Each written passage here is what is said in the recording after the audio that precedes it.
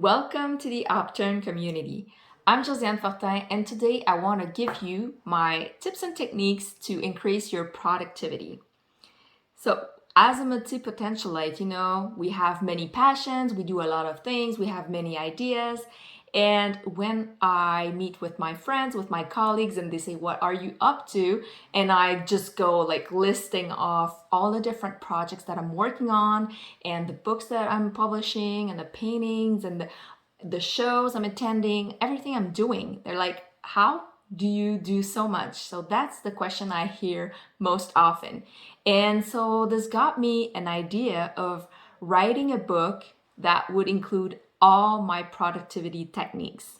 Before we get started, I just want to give you one piece of advice.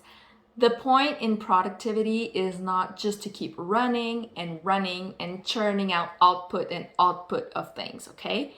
The reason why I want to share this information with you is that you can get your work done faster, especially the tasks that are not really fulfilling, so that you can get to the nice stuff more often, more quickly, and you get to enjoy your life more. So don't just keep focusing on using 24 hours of the day to be incredibly productive.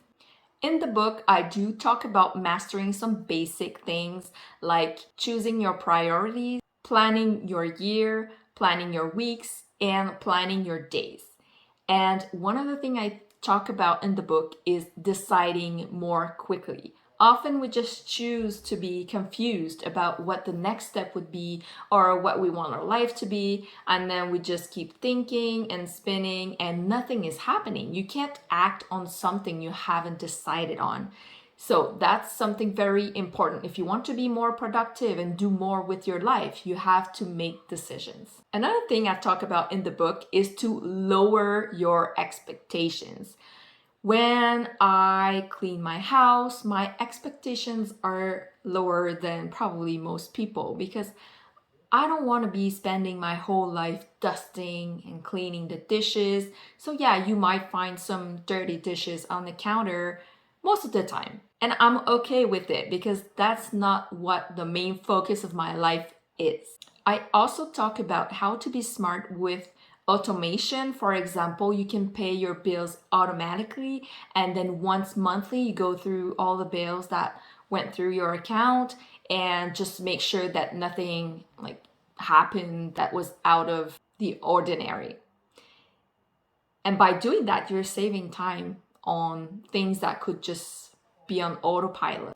Also, I advise to automate your savings if you do put that as a priority. I know sometimes it's hard. I know I'm privileged, so I get to save money, but at the same time, no matter how much money you make, you can spend it all. Even millionaires go bankrupt at times.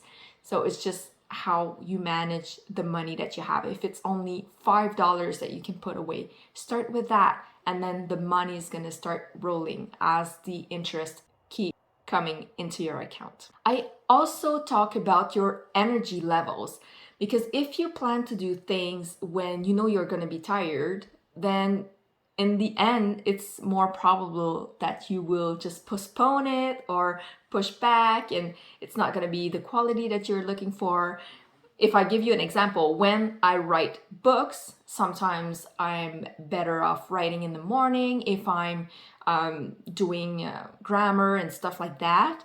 And sometimes when I need to be creative, writing a novel, then I might be able to do that at night. So I'm just flexible with how I plan my day. One of the things that I talk about that I think is really powerful, and I haven't read a lot about it, I haven't seen it in a lot of places, is how to combine activities, but the smart way, because there is a detrimental way and there's a smart way to combine activities. And I do have a lot of examples in the book. So mostly you could generalize that you must combine something where you are using your brain and somewhere where you're using your body. For example, if you have to attend many meetings over Zoom, you could be standing up during the meetings, or you could be walking on a treadmill. I've even had colleagues walking outside and just using a headset and their cell phone. on the meeting. You don't have to have your camera on the whole time. So maybe you can start in the office and then you just to say hi, and then you turn off the camera and you just go for a walk. There are so many ways you can combine your priorities and your values so that you can optimize your day. Let's say I want to spend more quality time with my kids and I want to cook healthy meals. I can combine those two goals and ask my kids to help. And meanwhile, we're learning about math. We are talking about our day, about managing our emotions. We get to bond. So those are two things that we can do it in the same amount of time. That's very efficient. I also remember when the kids were little, I had two kids taking their bath, and obviously I had to watch them. So my washer is next to the bath, and so I was folding the clothes at the same time as I was sharing time with them, watching them, and talking to them. For house chores, you might decide to do them as a family and do some happy time with music on and everybody's dancing, just trying to enjoy the chore of putting everything away and cleaning things. So it doesn't all fall on one person. Also, if you need to do some maintenance around the house, why not take your kids along? So you spend time with them, you get to teach them, and it's very nice for them to learn these skills. Another way to combine things is to make sure that you have lists, shopping lists, errand lists, and everything is centralized in one space.